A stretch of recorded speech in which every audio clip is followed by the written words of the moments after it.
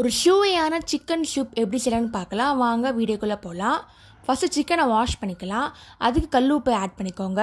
கொஞ்சமாக மஞ்சத்தூள் ஆட் பண்ணிக்கோங்க. இப்போ சிக்கன் இதில் போட்டுடலாம். நான் சூப்புக்கு சிக்கன் எலும்பு தான் வாங்கியிருக்கேன். இப்போ இதை வாஷ் பண்ண போகிறோம். நல்லா தண்ணி போட்டு வாஷ் பண்ணிக்கோங்க. இப்போ இதை வாஷ் பண்ணி தனியாக வச்சுக்கலாம்.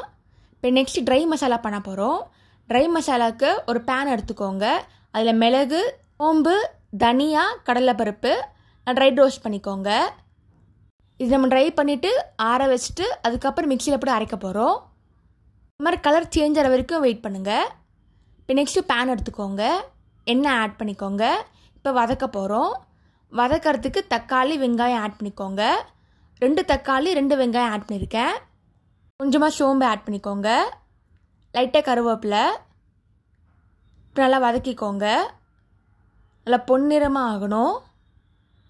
இந்த மாதிரி கலர் சேஞ்ச் ஆகணும். இந்த டைமில் இஞ்சி பூண்டு பேஸ்ட் 1 ஸ்பூன் போட்டால் போதும்.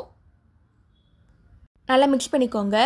இஞ்சி பூண்டு பேஸ்ட் சீக்கிரமாக அடி பிடிக்கும். நல்லா கலரிட்டே இருங்க. இப்போ வாஷ் பண்ண சிக்கன் அதில் ஆட் பண்ணிக்கலாம். இதே மெத்தடில் நீங்கள் மட்டன் வச்சு பண்ணலாம், ப்ரான் வச்சு பண்ணலாம், ஃபிஷ் வச்சு கூட பண்ணலாம். இப்போ நல்லா ஆட் பண்ணிக்கோங்க. இப்போ மசாலாவுக்கு மிளகாத்தூள், மஞ்சத்தூள், உப்பு ஆட் பண்ணிக்கோங்க.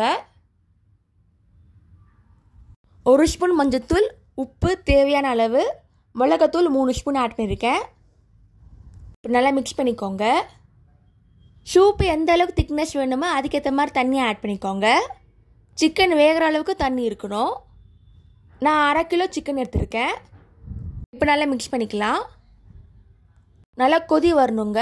அப்போ தான் ஃப்ளேவர்ஃபுல்லாக இருக்கும். இப்போ நெக்ஸ்ட்டு நம்ம மசாலா அரைக்கலாம். நம்ம ட்ரை பண்ண மசாலா எடுத்துக்கோங்க.